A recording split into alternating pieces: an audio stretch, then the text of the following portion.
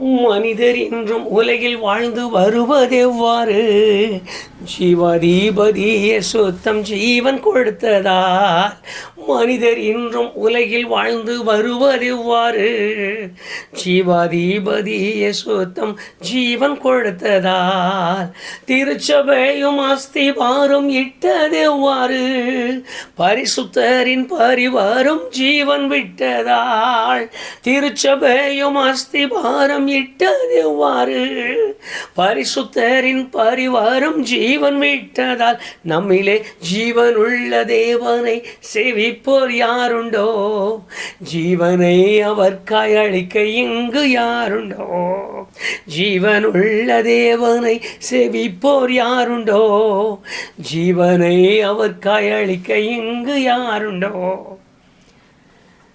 வானத்திலும் பூமியிலும் சகல அதிகாரமும் பெற்ற இயேசு கிறிஸ்து எனும் இணையற்ற நாமத்தினாலே என்னோடு கூட தெய்வ சமூகத்தில் சேர்ந்திருக்கிற எல்லா பரிசுத்தவான்களுக்கும் இன்றைக்கு என் மனமார்ந்த வாழ்த்துக்களை தெரிவிக்கிறேன்.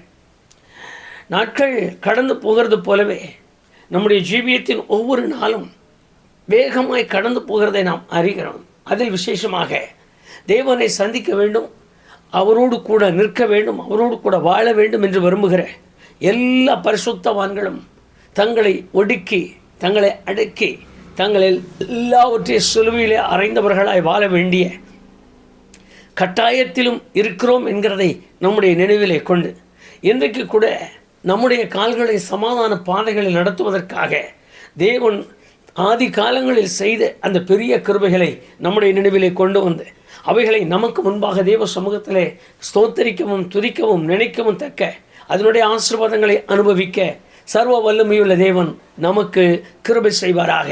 நான் வேத வசனத்திலிருந்து ஏசாயா தீர்க்கதரிசன புஸ்தகம் 19வது அதிகாரம் 20-22 2 வார்த்தைகளையும் எங்கே நாம் வாசிக்கலாம். எங்கே அந்த 2 வார்த்தைகளும் மக்களை குறித்து அல்ல, அல்லது தன்னை நம்பி இருக்கிற தன்னுடைய பிள்ளைகள் என்று பெயர் பெற்ற ஜனங்களை குறித்து, இஸ்ரவேலை குறித்து அல்ல, யூதாவை குறித்து அல்ல, இன்னுமே அவரோடு கூட நெருங்கி பழகுகிற மக்களை குறித்து அல்ல, எகிப்தியனை குறித்து சொன்ன வார்த்தையாக இந்த தீர்க்க தரிசன வசனத்தில் நாம் வாசிக்கலாம். எதிரியாகிய எகிப்தியன் என்று சொல்லும் பொழுதே அதனுடைய நிலைமை நமக்கு வித்தியாசமாய் மாறி இருக்கிறதை நாம் அறிவோம். எகிப்து என்று சொன்னாலே நம்முடைய பிதாக்களை நாம் நினைக்க வேண்டியவர்களாய் நிற்கிறோம். ஏறக்குறைய 430 ஆண்டுகள் படாத பாடுபட்ட மக்கள், நெருக்கடியில் சிக்கி தவித்த மக்கள், அடிமைகளாய் வாழ்ந்த மக்கள் நம்முடைய இஸ்ரவேலர்கள் என்பதை நாம் அறிவோம். ஒரு எகிப்தியன் என்று சொன்னாலே தேவனுக்கு எத்தனை விரோதமான செயலுக்குள் ஈடுபாடு கொள்ளுகிறவன் என்பதும், விக்கிரக வணக்கத்தால் நிறைந்திருக்கிறவன் என்பதும், மாந்திரிகத்திலிருந்து அவனுக்குள் இருக்கிற சகலவித காரியங்களும் நீங்கள் வேதத்தில் வாசிப்பீர்களானால் கோல் போட்டாலே பாம்பாய் மாறத்தக்கதாக, தண்ணீரை அடித்தாலே இரத்தமாய் மாறத்தக்க, தண்ணீரை எடுத்து ஊற்றினாலே இரத்தமாய் வரத்தக்க, சகல விதமான சூழ்நிலைக்கு ஏற்றது போல செயல்படுகிற மாந்தரீகத்தில் பெயர் பெற்ற மக்கள் அங்கு வாழ்ந்தார்கள் என்பதை நாம் வேதத்தில் அறியலாம். மோசே எதை செய்தாலும் அவருக்கு முன்பாக அதை செய்து காட்டுகிற மக்களாய் இருந்தார்கள். தேவன் தமது வல்லமையை காண்பித்தபடியால் கடைசியில் இது தேவனுடைய விரல் எதிர்த்து நிற்கக்கூடாது என்கிற ஒரு நிலைமைக்கு அவர்கள் தங்களை உணர்ந்து வரும் வரைக்கும் எதிரிகள், அது தேவனுடைய காரியங்கள் யாராக இருந்தாலும் அவர்களுக்கு முன்பாக தங்கள் அதிகாரங்களை, தங்கள் பலத்தை, தங்களுடைய சூனியத்தை, தங்களுடைய மாந்திரிகத்தின் வல்லமையை தாங்கள் கொண்டிருக்கிற அந்த பழக்க வழக்கங்களை விடாமல் இறுக்கமாய் பிடித்து வெற்றி காண வேண்டும் என்று பாடுபடுகிற மக்கள். அதோடு கூட எகிப்துக்குள் இருக்கிற அரசன்தான் தான் கடவுள் என்றே தன்னை எண்ணியிருந்தார். தான் வாழ்கிற கடவுள், இருக்கிற ஆண்டவன் என்று, ஜீவிக்கிறவர் ஆண்டவன் என்றே அவர்கள் எண்ணுவார்கள். அப்படி எண்ணுகிற அந்த காலத்தில் அவரைத்தான் வணங்க வேண்டும், வேறு எந்த மனுஷனையும் வணங்கக்கூடாது. ஆகவே தான் தானியேல் புஸ்தகத்தில் கூட அங்குள்ள பெரியவர்கள் தானியேலுக்கு விரோதமாய் பேசும் பொழுது ஒரு காரியத்தை பேசுகிறார்கள். அது நமக்கு கூட ஞாபகம் இருக்கும். ராஜா 30 நாட்கள் வரைக்கும் என்ன தேவை என்றாலும் உங்களை தவிர வேறு யாரிடத்திலும் அவர்கள் கேட்கக்கூடாது என்று சொல்லி அவர்கள் முத்திரை பத்திரத்திலே முத்திரை இடும்படியாய் கேட்டு கையெழுத்து வாங்கிறத நமக்கு நினைவிருக்கும். அதனுடைய முழுமையான எண்ணம் என்றால் அரசன் தான் தெய்வம், அரச குடும்பம்தான் தெய்வ குடும்பங்கள் என்று அவர்கள் அப்படி நம்பி வாழ்ந்து வந்த அந்த மக்களை குறித்து தான் தீர்க்கதரிசியை கொண்டு அருமையாய் ஆண்டவர் ஒரு வார்த்தை சொல்லுகிறார், உன்னை விடுவிப்பேன், உன்னை குணமாக்குவேன் என்று.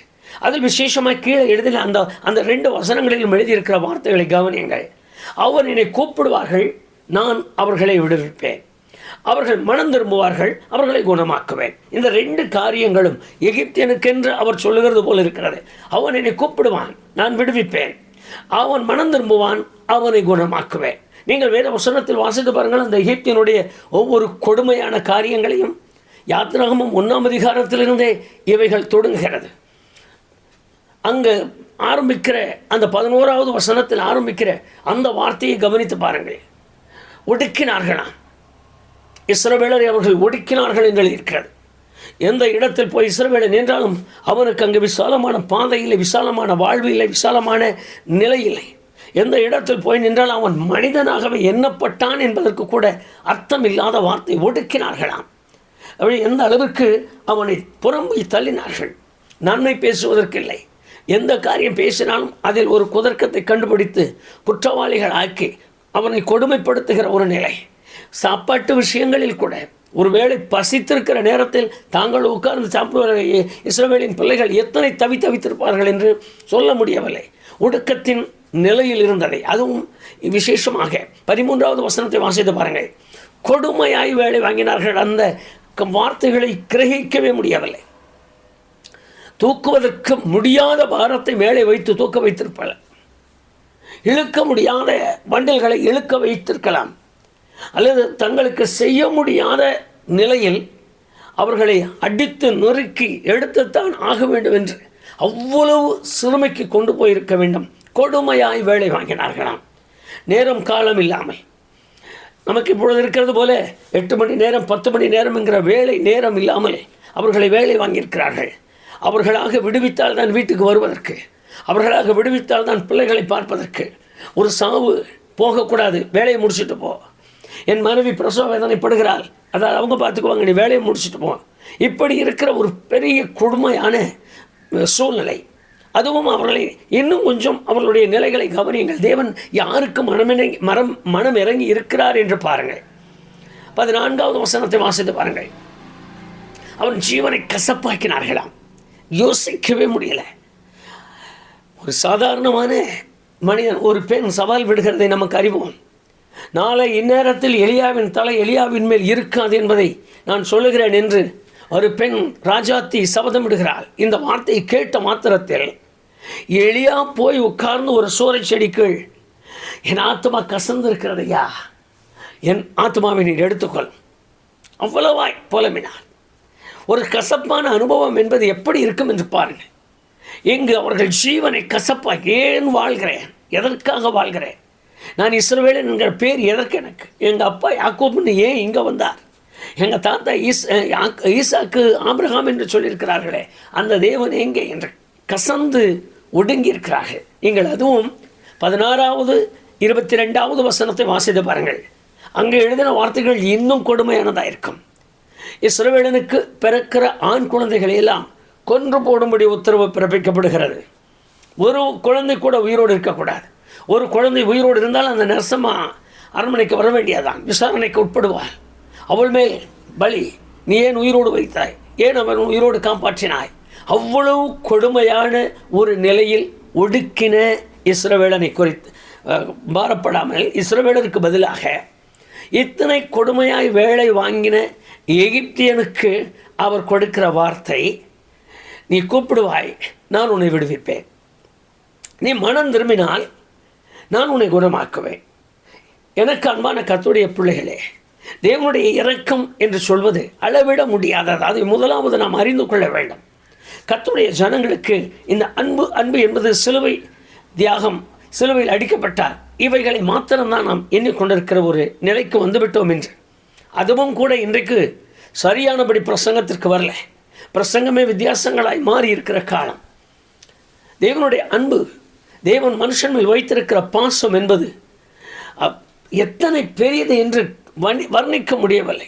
தன்னுடைய ஜனங்கள் இஸ்ரவேல் எகிப்துக்கு ஓடினதற்காக 430 ஆண்டுகள் இத்தனை கசப்பாக்கி எத்தனை பேர் யெகோவா தேவன் என்று அவரை குறித்து பரியாசம் பேசியிருப்பார்கள். எத்தனை பேர் யாவே தெய்வம் அப்படின்னு சொல்லுகிற அந்த காலத்து வழக்கப்படியே எவ்வளவு பரியாசமாய் பேசி எவ்வளவு தூஷணமாய் பேசியிருப்பார்கள்.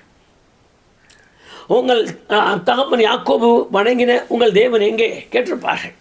யோசேப்பு வணங்கின யோசேப்பின் தேவன் எங்கே? யோசேப்போடு கர்த்தர் இருந்தார் என்று எழுதியிருக்கிறது எங்கே?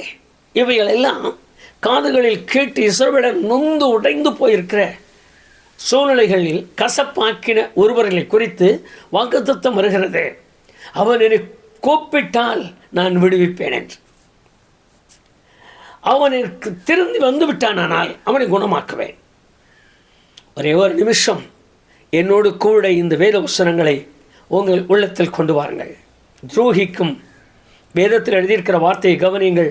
அப்போஸ்தலரின் புஸ்தகத்தில் அப்போஸ்தலன் பேசும் பொழுது அவர் நன்றி கெட்டவர்களுக்கும் துரோகிகளுக்கும் நன்மை செய்தார். அவர் தேவன் அவரை பரிசுத்த ஆவியானவராலே நிரப்பினார். அவர் நன்மைகள் நிறைந்தவராய் நன்றி கெட்டவர்களுக்கும் துரோகிகளுக்கும் நன்மை செய்யும்படி சுற்றி தெரிந்தார் என்று எழுதியிருக்கிறது. அவருடைய அன்பு என்று சொல்லுவது விஷயத்தில் அவரை நொறுக்கினான், உடைத்தான், அடித்தான், அவருக்கு முன்பாக இப்படி நடந்து விட்டான் என்று சொல்லுவதல்ல. அள்ளி அணைத்து கொள்ளுகிற இருதயம் நிறைந்தவராய் இருக்கிறவர்தான் நானும் நீங்களும் நம்பி ஆராதிக்கிற தேவன். மார்போடு அணைத்து கொண்டு தட்டி கொடுக்கிறவர் தான் நானும் நீங்களும் நம்பி ஆராதிக்கிற தேவன். செய்த கொடுமைக்காக கொலை செய்வதற்கு, செய்த கொடுமைக்காக கண்ணை குத்துவதற்கு, செய்த கொடுமைக்காக நீ என்ன கொடுமை செய்தாயோ அதற்கு பதிலாக பலி எடுப்பதற்காக அல்ல. நான் என்ன செய்திருந்தாலும் என்ன பேசியிருந்தாலும் அவைகளை மன்னித்து மறந்து அவைகளை முதுகுக்கு பின்னால் எரிகிறார் என்று எழுதியிருக்கிறது. சமுத்திரத்தின் ஆழத்திலே போட்டார் என்று எழுதியிருக்கிறது. கார் மேகங்களைப் போல ஒழித்து விடுவேன் என்று எழுதியிருக்கிறது. திரும்ப நினைக்க மாட்டேன் என்று எழுதியிருக்கிறார். இன்னும் வேதத்தை வாசித்து பாருங்கள், கொலைத்து போட்டார் என்று எழுதியிருக்கிறார். இவைகள் எல்லாம் யாருக்கு செய்கிறார்? அவரை மனம் திரும்பி அவரை கூப்பிடும் பொழுது. இது எகிப்தியனுக்கு மாத்திரமல்ல.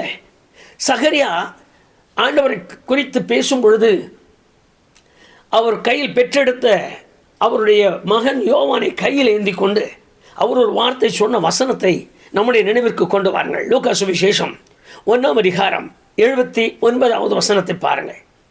நம்முடைய கால்களை சமாதானம் வழிகளிலே நடத்துவதற்காக நம்மை சந்திக்க வந்திருக்கிறார் என்று தேவனை குறித்து அவர் சொன்னார். நம்முடைய கால்களை சமாதானமாக்கி அவைகளை சந்திப்பதற்காக அன்றைக்கு எகிப்தியருக்கு இவ்வளவு காரியங்களை செய்தவர் இன்றைக்கு நம்முடைய கால்களையும் சமாதானம் உள்ளதாய் மாற்றும்படி, நம்முடைய இருதயங்களை சமாதானம் உள்ளவைகளாய் மாற்றும்படி, நம்முடைய உள்ளத்தின் சமாதானத்தின் மகிமையை கட்டளையிடும்படி, நமக்காக தம்முடைய மகிமையை முற்றிலுமாய் விளங்க பண்ணும்படி, நாம் கேட்கிற, நாம் பார்க்கிற, நாம் உணர்ந்து கொள்ளுகிற, நாம் தத்தளிக்கிற நேரம், நாம் தடுமாறுகிற நேரத்தில் நம்மை விட்டு விலகாதவராய் நம்முடைக்கு உண்டான எல்லாவற்றையும் பொறுத்து கொண்டு எகிப்தியனை அணைத்ததை பார்க்கணும் நம்மை அணைக்கும்படியாக அவர் இறங்கினார். தேவகுமாரனுடைய பிரவேசமே அதுதான்.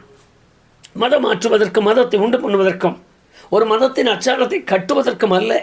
மறுபடியும் நம்முடைய உள்ளத்தின் ஆழங்களில் இவைகளை பதித்து வையுங்கள். ஒரு மதத்தை உண்டு பண்ண அல்லது ஒரு பெயர் கொடுக்க சிலர் சொல்வார்கள், இயேசுநாதர் கிறிஸ்தவரா கேள்வி கேட்பார்கள். அது இல்லாமல் இந்த கிறிஸ்தவ மதம் தோன்றி இவ்வளவு காலமானது இல்லை. வேதத்தை வாசிக்காதவர்களுக்கு அவ்வளவுதான் தெரியும். வேதத்தை உற்று வாசித்து பாருங்கள். அன்றைக்கு எகிப்தியனுக்கு காண்பித்த இரக்கத்தை காண்பிக்கும்படியாக, அன்றைக்கு எகிப்தியனுக்கு கொடுத்த குணமாக்குதலை நமக்கு கொடுக்கும்படியாக அவர் தமது மகனை பூமிக்கு அனுப்பி வைத்தார் என்கிற அந்த மேன்மையை இன்றைக்கு அவர் சொல்லுகிறார். லூக்கா சொல்லுகிறார். லூக்கா புஸ்தகத்தில் சகரியா சொல்லுகிறார். தன்னுடைய மகனை பெற்றெடுத்த பின்பு மகனை கையிலேந்தி நம்மை சந்திப்பதற்கு முன்னதாக வழியை ஆயத்தப்படுத்தும்படி ஒருவரை அனுப்பியிருக்கிறார். இவர் அவரை குறித்து உங்களுக்கு சொல்லுவார் என்று அவருக்கு மகிமை உண்டாகட்டும். எகிப்தில் நடந்த இந்த சம்பவத்தை குறித்து இந்த யோவான் உங்களுக்கு சொல்லுவார். இவர் உங்களுக்கு சொல்லுவார், அவர் சமாதான கர்த்தராக வந்திருக்கிறார் என்று. துக்கத்திலும் மனவேதனையிலும் எகிப்தியனைப் போலவே இஸ்ரவேலுக்கு விரோதமாய் நான் செய்திருக்கிறேன் என்கிறது போல கர்த்தருக்கு விரோதமான செய்கை, கர்த்தருக்கு விரோதமான செயல், கர்த்தருக்கு விரோதமான சூழ்நிலைகள், கர்த்தருக்கு விரோதமான நடக்கைகள் நிமித்தம் தனக்கு இவ்வளவு போராட்டங்கள், இவ்வளவு சங்கடங்கள் என்று உள்ளத்தில் நொந்து உடைந்திருக்கிற என்னை கேட்டுக்கொண்டிருக்கிற எனக்கு அருமையான கர்த்தருடைய ஜனமே, கர்த்தருடைய பிள்ளையே, வேதம் சொல்லுகிற அந்த வார்த்தையை மறுபடியும் மறுபடியும் உங்கள் நினைவிற்கு கொண்டு வாருங்கள்.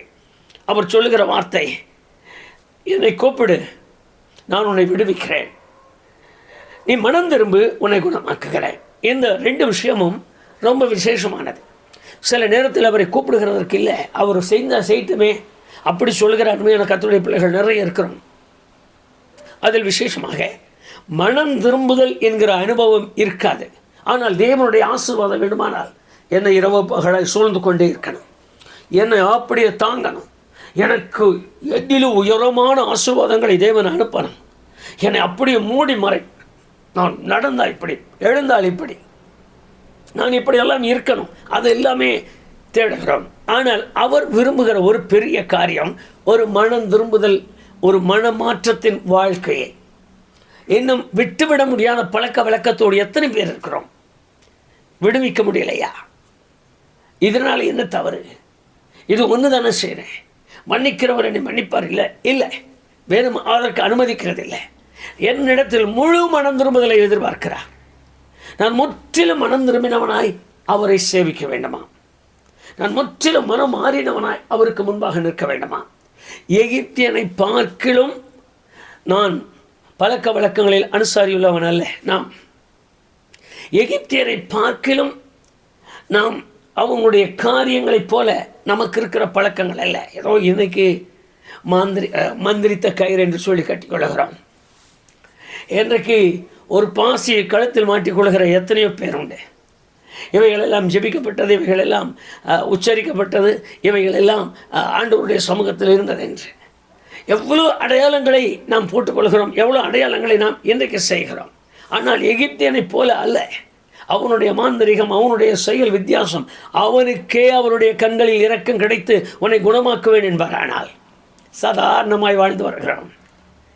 எப்பொழுதென்றாலும் எடுத்து எறிந்து போட்டு போகலாம், எப்பொழுதென்றாலும் உதறி தள்ளலாம், எப்பொழுதென்றாலும் இந்த அனுபவங்கள் எனக்கு வேண்டாம் என்று ஒதுக்கலாம், எப்பொழுதென்றாலும் அவைகளை எடுத்து உடைத்து போடலாம், எப்பொழுதென்றாலும் அவைகளை எடுத்து நாம் பொறுமை தள்ளலாம். அப்படிப்பட்ட ஒரு நிலையில் இருக்கிற நாம் நம்முடைய மனம் திரும்புதலை எப்படி காண்பித்திருக்கிறோம்? அதுதான் இன்றைக்கு இருக்கிற நம்முடைய காரியங்கள். நம்மை சந்திக்கும்படி ஒருவர் வந்திருக்கிறார், அவர் சந்திக்கும்படி வந்திருக்கிறார் என்று அறிவிப்பதற்கு ஒரு சுவிசேஷம் வெளிப்பட்டு விட்டது. இப்பொழுது என்னை சந்திக்கிறவர் என்னை விடுவிக்கவும் என்னை குணமாக்கவும் என்னை சந்திக்கும்படி வருகிறார். மனதுக்குள்ளாக வைத்துக் கொள்ளுங்கள். என்னை விடுவிக்கவும் குணமாக்கவும் என்னை சந்திக்கும்படி ஒருவர் வந்து கொண்டிருக்கிறார். என் கால்களை சமாதானத்தின் பாதைகளில் நடத்துவதற்காக நான் இன்றைக்கு அவரோடு கூட எவ்வளவாய் நெருங்கி இருக்கிறேன், எவ்வளவாய் இணைந்திருக்கிறேன். ஒரு 2 நிமிடம் நம்முடைய அனுபவங்களை சாதாரணமாக வேண்டாம். ஆராதனை இப்படி இருக்கக்கூடாதுங்க, இப்படி தான் இருக்கணும், எங்களோட ஆராதனைக்கு வந்து பாருங்கன்னு ஒருவர் கூப்பிடுகிறார் என்று வைத்துக் கொள்ளுங்கள். ஆராதிக்காத ஒருவரை அல்லது ஒரு சிலை வழிபாடுபடுகிற ஒருவரை வேறோ ஒரு விதத்தில் தன்னுடைய அனுபவத்தை காட்டி கொண்டிருக்கிற ஒருவரை அல்லது சாதாரணமாக இருக்கிற ஒருவரை ஒருவர் பார்த்து சொல்லுகிறார், ஐயா இதல்ல, என்னோட வாங்க, கொஞ்சம் கைத்தட்டி பாடலாம், கர்த்தரை துதிக்கலாம், அப்படி கூப்பிட்டு பாருங்க. சாதாரணமாக வந்துடுவாங்களான்னு? அது எப்படிங்க? அதற்கு எவ்வளோ பெரிய விளக்கம் நாம் சொல்ல வேண்டியது, அதற்கு எவ்வளோ பெரிய காரியத்தை நாம் கற்றுக் கொடுக்க வேண்டியிருக்கிறது. எத்தனை முறை இந்த வேதத்தை வாசித்தாலும் அவைகளுக்கு கீழ்ப்படுகிறதற்கு மனம் இல்லாமலே நான் கிறிஸ்தவன் என்கிற ஒரு நிலையை நாம் இன்றைக்கு கொண்டிருப்பதால் தான் எகிப்தியனுக்கு கூட மனம் இறங்கிட்டார், எனக்கு இன்னும் மனம் இறங்கலை. எகிப்தியனை கூட விடுவிக்கிறேன்னு உத்தரவு கொடுத்துட்டார், ஆனால் எனக்கு இன்னும் உத்தரவு கொடுக்கலை. நான் இன்னும் அந்த பலவீனத்தில் இருக்கிறேன். அதற்கு முழு காரணம் என்னுடைய மனம் திரும்புதல் முழுமையாய் இல்லாமலும் இருக்கலாம். கர்த்தருக்கு மகிமை உண்டாகட்டும். தண்ணீர் மொழிக்கு ஞானஸ்நானம் பெற்றுக்கொண்ட எத்தனையோ பேர் இன்றைக்கு துதித்து பாடி கைத்தட்டி ஆராதித்து ஆராதிக்கிற நிலையில் இருக்கிறோமா? அதை மட்டும் கொஞ்சம் யோசிக்கலாம். தண்ணியில் எப்பவுமா முழுகி ஞானஸ்நானம் பண்ணுறீங்க. எங்கள் சபைக்குள்ளே இந்த பழக்கம் இல்லைங்க. அதனால் நான் அப்படி ஆயிக்கலான்னு வந்திருக்கேன். ரகசியமாக ஞானஸ்நானம் மட்டும் எடுத்துட்டாங்க. அதற்கு பின்பு இருக்க வேண்டிய காரியங்களில் எல்லாம் இன்னும் உட்படலை. இப்போ அதனுடைய சரியான அர்த்தம் என்ன? சரியானபடி மனம் திரும்பாத ஒரு நிலை தான் என்பதை மறந்துவிட வேண்டாம். ஆராதிக்க முடியல. காரணம், நாங்கள் அதில் இருந்துட்டோம். அவங்க எங்களோட இணைய மாட்டாங்க. நீங்கள் போயிட்டீங்கன்னா ஒதுக்கிடுவாங்க. எங்களை கல்யாணம் தரமாட்டேன்னு சொல்லிடுவாங்க, கல்யாணம் தரமாட்டேன்னு சொல்லிடுவாங்க, எங்களுக்கு நல்லது கெட்டதானா வந்து இந்த காரியங்களை செய்ய மாட்டேன்னு சொல்லுவாங்க. இந்த பயத்தினால் எத்தனை அபிஷேகம் பெற்றவர்கள் தாங்கள் பெற்றுக்கொண்ட அபிஷேகத்தை அடக்கி ஆண்டு கொண்டிருக்கிறார்கள் என்பதை இதுவரைக்கும் நாம் யோசிக்கிறதில்லை. வீட்டுக்குள்ளே நல்ல அபிஷேகத்தின் வல்லமை இருக்கும்.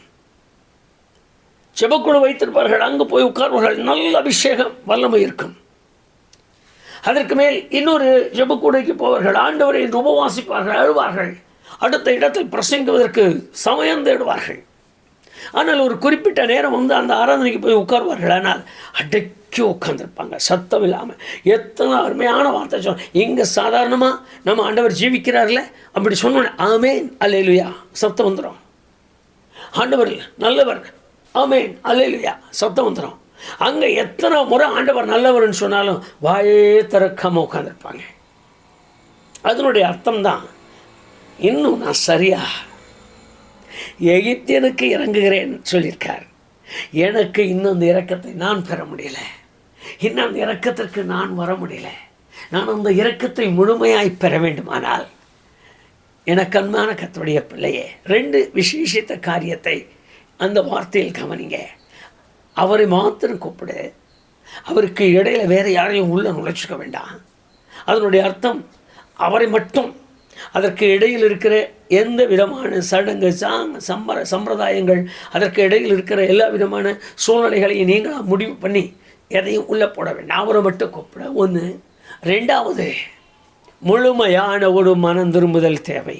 முழுமையான மனம் திரும்புதல், ஒரு மனமாற்றம் நம்முடைய வாழ்க்கையில் தேவை. இந்த மனமாற்றம் எப்பொழுது நம்மில் உண்டாகுமானால், நான் முழுமையாய் கர்த்தரை சேவிக்க என்னை அர்ப்பணித்து ஒப்பு கொடுக்கும் பொழுது. இதற்கு முன்பு நான் இப்படி இருந்தேன், இனி நான் அப்படி அல்ல. இதற்கு முன்பு இப்படி வாழ்ந்தேன், இனி வேண்டாம். இதற்கு முன்பு நான் இப்படி ஏமாற்றினேன், இனி எனக்கு வேண்டாம். எத்தனை பேர் இந்த கிறிஸ்தவம் அபிஷேகம் என்கிற அந்த போர்வை மாத்திரம் போர்த்து கொண்டவர்களைப் போல வாழ்ந்து கொண்டிருக்கிறார்கள். இல்லை, அவைகளை எல்லாம் கலைத்து எறிந்து தேவ சமூகத்தில் நாடுகிற ஒரு நல்ல அனுபவத்தை என்றைக்கு வரைக்கும் தேவன் தம்முடைய பிள்ளைகளிடத்தில் தேடுகிறார். ஆதிகாலங்களை கவனித்து பாருங்கள். அவர்கள் தேடின விதங்கள். ஒரே ஒரு வார்த்தை சொன்னார். ஆபிரகாமுடைய வரலாறு நமக்கு தெரியும், அவருடைய குடும்ப வரலாறு தெரியும், அவருடைய பிள்ளைகளின் வரலாறு நமக்கு தெரியும். நான் தெய்வம், நான் கூப்பிடுகிறேன். ஆபிரகாம், வானத்தையும் பூமியை உண்டாக்கினவர் நான், எல்லாவற்றையும் விட்டு வெளியே வா என்று சொன்ன மாத்திரத்தில் எல்லாவற்றையும் விட்டு வெளியே வருவதற்கு ஆயத்தப்பட்டார். மனம் திரும்புதலின் நிலை கர்த்தருடைய பிள்ளை என்று சொன்னாலே இப்படிப்பட்ட ஒரு செயலுக்குரியதாய் மாற வேண்டும். கிறிஸ்துவுக்காக, ஆண்டவரே நான் என்ன செய்ய சித்தமாக இருக்கிறேன், நீர் யார்? பவுல் கேட்டார். பவுலுடைய வைராக்கியம் நமக்கு எல்லாருக்கும் தெரியும். பவுல் எத்தனை பெரிய வைராக்கியம் நிறைந்த மனுஷனாக இருந்தார், எத்தனை பெரிய வைராக்கியம் உள்ளவராக இருந்தார். நியாயப்பிரமாணத்திற்காக, பழைய ஏற்பாட்டு காலத்தினுடைய அதிகாரங்களுக்காக, ஜீவன் உள்ள தேவனுக்காக எதையும் செய்ய துணிச்சல் உள்ளவராய் வென்றார். ஒரே ஒரு நாள், ஆண்டவரே நீர் யார்? முள்ளில் உதைக்கிறது உனக்கு கடினம், நீ துன்பப்படுத்துகிற இயேசு நான் வார்த்தையை சொன்ன மாத்திரத்தில் அவரே சொல்லுகிறார், மாம்சத்தோடும் இரத்தத்தோடும் நான் யோசிக்காமல் எல்லாவற்றையும் விட்டு எறிந்தேன். என்னுடைய அதிகாரத்தின் தாள்கள் இனி எனக்கு செல்லாது என்பதை அறிந்து கிழித்தேன். என்னுடைய பிரமாணங்கள் நான் கை கொண்டு வந்து அனுசரித்து வந்தவைகள் என் ஆத்துமாவிற்கு பிராயச்சத்தம் இல்லை என்று அறிந்து நான் எல்லாவற்றையும் விட்டு இயேசுவுக்காக என்கிற ஒரே ஒரு வரியோடு அவர் வெளிப்பட்டார். என்னை கேட்டுக்கொண்டிருக்கிறேன் அன்பு சகோதர சகோதரி, அப்படிப்பட்ட ஒரு திருப்பத்தையும் ஒரு மாற்றத்தையும் தேவன் நம்மிடத்தில் விரும்புகிறார். உண்மையாகவே ஒரு நல்ல மாற்றம் இல்லாமல் போனால் அவரிடத்திலிருந்து குணமாக்குதலை நாம் பெற முடியாது என்பது ஒரு தடை என்பதை நாம் மறந்துவிடக்கூடாது. ஒரு நல்ல தெளிவான மனமாற்றத்தோடு கூட அவரை நான் சேவிக்காமல் போனால் அவரிடத்திலிருந்து ஒரு பூரணமான நன்மையை நான் பெற முடியும் என்கிற அந்த நம்பிக்கை நமக்கு இருக்க வேண்டாம். பெற முடியாது. அது ஒரு தடையாகத்தான் இருக்கும். ஒரு வேளை ஜெபிக்கலாம், ஒரு வேளை ஆண்டவர் பேசலாம், ஒரு வேளை ஏதாவது ஒரு காரியத்தை அவர் நமக்கு செய்து கொடுக்கலாம். அதற்காக அப்படி அல்ல. அவர் சொல்லும் வார்த்தை, நீ எகிப்தியனாக இருந்தால் இருந்துக்கப்பா, நீ எப்படிப்பட்ட மனுஷனாக இருந்தாலும் சரி, மனம் திரும்பு, நான் உன்னை குணமாக்குகிறேன். நீ முற்றிலும் திரும்பு, நான் உன்னை முற்றிலுமாய் குணமாக்குகிறேன். இதுதான் வேதத்தினுடைய முழுமை. இந்த வேத முழுமைக்கு நீங்களும் நானும் எந்த அளவிற்கு நம்மை விட்டு கொடுத்திருக்கிறோம், அதை ஏற்றுக்கொண்டு அவருடைய சமூகத்தில் எத்தனை பேர் தாழ்மையாய் நம்மை கொடுத்திருக்கிறோம். அது ஒன்றை மாத்திரம் சிந்தியுங்கள். குடும்பமாய் உட்கார்ந்து, ஐயா, எங்களுக்குள் இருக்கிற எகிப்துக்குரிய காரியங்களைப் போல உள்ள பழக்க வழக்கங்கள், வேண்டாதவைகள், பிரச்சனை நிறைந்தவைகள், என்னை உடைக்கிறவைகள், என்னை நொறுக்கிறவைகள், எனக்கு ஆகாதவைகள் ஏராளம். அவைகளில் விட முடியாதவைகள், நான் தவிர்க்க முடியாதவைகள் எல்லாவற்றையும் நான் விட்டு விடுகிறேன். என்னுடைய பாரம்பரியம் இன்றோடு முடியட்ட. நான் அபிஷேகம் பெற்றிருந்தால் நான் அபிஷேகத்திற்குரிய மகனாகவே வாழ்கிறேன். நான் தேவன் தண்ணீரில் மூழ்கி நான் ஞானஸ்நானம் பெற்றிருந்தால் ஞானஸ்நானம் பெற்ற ஒரு மகனுக்குரிய தன்மையாகவே நான் வாழ்கிறேன். அதற்குரிய ஆராதனை, அதற்குரிய பந்தி, அதற்குரிய சூழ்நிலைக்கு ஏற்றது போல என்னை நான் விட்டு கொடுக்கிறேன். நான் மறுபடியும் ஒரு மாய்மாலத்தின் தன்மைக்கு நான் நெருங்க மாட்டேன். மறுபடியும் ஒரு மாய்மாலத்தின் காரியத்திற்கு என்னை நான் விட்டு கொடுக்க மாட்டேன். மறுபடியும் ஒரு மாய்மாலத்தை நான் கையில் எடுத்து எப்படி என்னை திருப்திப்படுத்திக் கொள்ள மாட்டேன். நான் முற்றிலுமாய் மனம் திரும்புகிறேன். என்ன நஷ்டங்கள் வந்தாலும், என்ன கஷ்டங்கள் வந்தாலும், நான் என்னை முழுமையாய் உமக்கென்று கொடுக்கிறேன் என்கிற ஒரு நல்ல நிலையை நாம் உணரவும் முடியுமா? மறுபடியும் லூக்கா 1:79 நம்முடைய மனதிற்குள் கொண்டு வாருங்கள். தேவன் நம்மை சந்தித்திருக்கிறார் என்று எழுதியிருக்கிறது. கொடுமையான எகிப்தினையை சந்தித்து கூப்பிட்ட வார்த்தைக்கு பதில் கொடுத்து மனம் திரும்பும் பொழுது அவனையே குணமாக்குவாரானால் இன்றைக்கு உங்களையும் என்னையும் எவ்வளவு நேர்த்தியாய் நடத்துவார். அவருடைய பாதத்தில் விழுந்து அந்த கிருபைக்காக நாம் கெஞ்சி கேட்கலாமா? நல்ல ஆண்டவரே, இந்த நாளில் உடைய முகத்தை பார்க்க முடியாய் நாங்கள் வந்திருக்கிறோம். வேதத்தை வாசித்தோம்.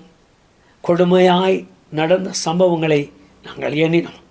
உம்முடைய ஜனங்களை காயப்படுத்தி, கொடுமைப்படுத்தி, ஜீவனை கசப்பாக்கி, பிள்ளைகளை கொன்று, ஜீவனுள்ள தேவன் என்று அறிந்து கொள்கிற அறிவில் இருந்து அவர்களை பிரித்தெடுக்க வேண்டும் என்று எத்தனை பெரிய காரியங்களை செய்த அவ்வளவு கொடுங்கோளான மக்களுடைய வம்சத்தை கூட கூப்பிட்ட சத்தத்திற்கு பதில் கொடுத்து அவர்கள் மனம் திரும்பும் பொழுது அவர்களை குணமாக்குவேன் என்று சொல்லியிருப்பானால், அதை தான் சகரியா தன் மகனை பெற்றெடுத்த பின்பு சொன்னார்.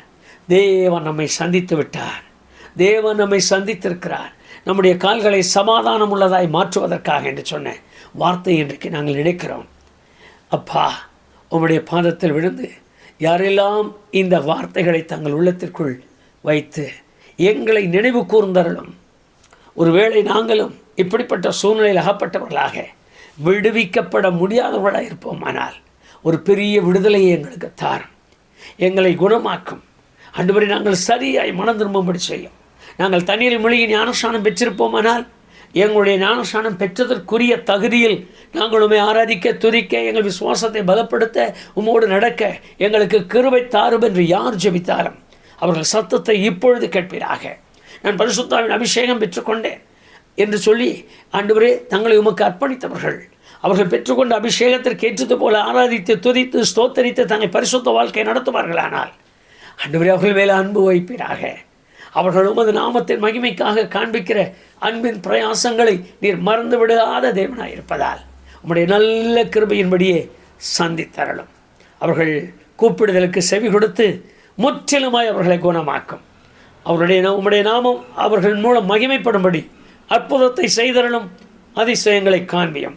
இயேசு கிறிஸ்துவின் நாமத்தில் ஜெபிக்கிறேன் பிதாவே, ஆமென்.